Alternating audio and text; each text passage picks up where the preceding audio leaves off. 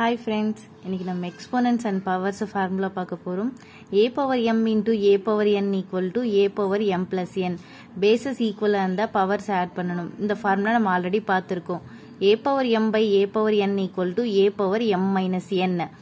ab whole power m equal to a power m into b power m.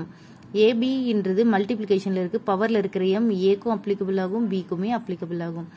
a by b whole power m equal to a power m by b power m. Same டிவிஷன்ல இருக்கு சொல்லியும் same formula தான். பவர்ல இருக்கிற m a க்கு and b க்கு போத்துக்கு applicable ஆகும். a power minus m equal to 1 by a power m. a power 0 equal to 1. a power m by n equal to nth root of a power m. a power m whole power n equal to a power mn. mn மல்டிப்ளைல இருக்குது, அது அப்படியே மல்டிப்ளிகேஷன்ல வந்துரும். a power 1 equal to a. root a equal to a power 1.